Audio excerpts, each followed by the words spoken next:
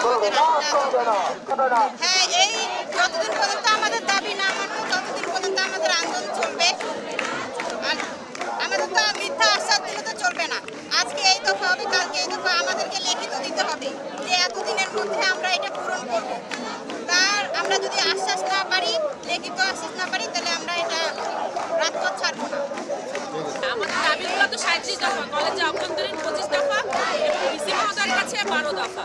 তো আমরা চাচ্ছি যে ভিসি মহোদয় এবং শিক্ষা উপদেষ্টা ওনারা সশরীরে উপস্থিত হন, আমাদের দাবিগুলো মেনে নিন। কালকে আমাদের প্রিন্সিপাল মহোদয় আশ্বস্ত করেছিলেন যে অনলাইনের মাধ্যমে আমাদের দাবিগুলো মেনে নেওয়া হবে, কিন্তু আমরা তা মানছি না। দেখছি যে আমাদের ওয়েবসাইট থেকে একটা নোটিশ এসেছে, সেখানে আমরা যে আগের দাবিগুলো দিয়েছি পুনরায় সেগুলো উপস্থাপন করা হয়েছে, কিন্তু আমরা যে নতুন দাবিগুলো দিয়েছি এগুলোর কোনো আমরা দেখছি না। আমাদের জাস্ট সান্ত্বনা হিসেবেই পাঠিয়েছে। তাই আমরা চাই আমাদের যে 37 দফা মোট এই দাবিগুলো মেনে না হোক। ভিসি মহোদয় এবং শিক্ষা উপদেষ্টা আসুক, আমাদের সাথে সমঝোতা করুক এবং আমাদেরকে বুঝুক, দাবিগুলো মেনে নিন।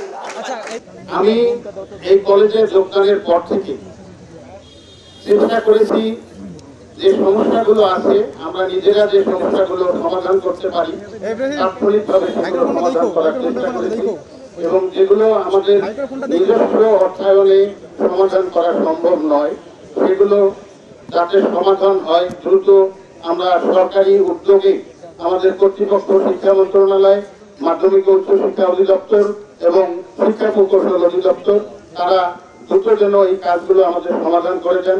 আমরা বারবার বিভিন্ন সময়ে আবেদন করেছি এবং ব্যক্তিগতভাবে যতটুকু সম্ভব যোগাযোগ করার চেষ্টা করেছি।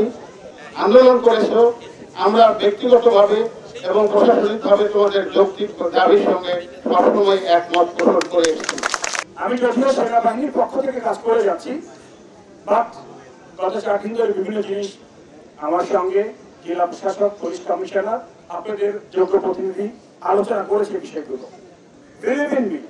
আমাদের তরফ থেকে যতটুকু সম্ভব সে যোগাযোগ করুন, কিন্তু চালিয়ে যাচ্ছি।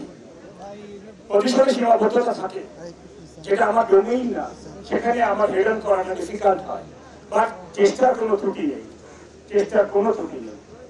আমিও চাই এই কারমাইকেল কলেজে যারা আপনারা অধ্যয়ন করেছেন, আপনারা কিন্তু দেশের বিভিন্ন লেয়ারে দেশ পরিচালনার যে দায়িত্বে যারা থাকে ওই সকল জায়গায় কিন্তু আপনারা ফাইনাল স্টেজ হবেন। প্রথমে বলে নি, সেটা হচ্ছে যে দীর্ঘদিনের যে সমস্যা, এই রাস্তা যে সংকীর্ণ হয়ে গেছে, প্রবেশদ্বার সংকীর্ণ হয়ে গেছে, গেট দেখা যায় না, এটা আমরা নোটিস করেছি। 30 তারিখের মধ্যে তারা যদি সরিয়ে না নেয়, 1 তারিখে এগুলো আমরা সব ডিমোলিশ করে দিই।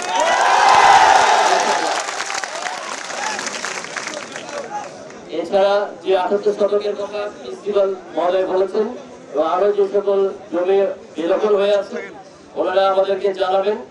যেটা নিয়ম সেটা হচ্ছে যে প্রতিষ্ঠান আগে নিজে 7 দিনের একটা নোটিশ করবে অবৈধ দখলদারকে, তারপরে যদি না ছাড়ে জেলা প্রশাসনকে জানাবে। ইনশাআল্লাহ আমরা আবার এটা যেভাবে করবো ওগুলো সেভাবে করবো। রাস্তার বিষয় যেটা আছে, কলেজের মধ্যে যে ইন্টারকানেক্টিং রোড গুলো আছে, যেখানে আমরা এখনো দাঁড়িয়ে আছি, আমি এখানে দাঁড়িয়ে ওনাকে বললাম প্রিন্সিপালকে যে এটা এই অবস্থা কেন স্যার, আপনারা এটা কি অবস্থা? তো স্যার বলেছে যে এটার ব্যাপারে সিটি কর্পোরেশনে যোগাযোগ করা হয়েছে এবং স্থানীয় সরকারি সিটি কর্পোরেশন এস্টিমেট তৈরি করছে।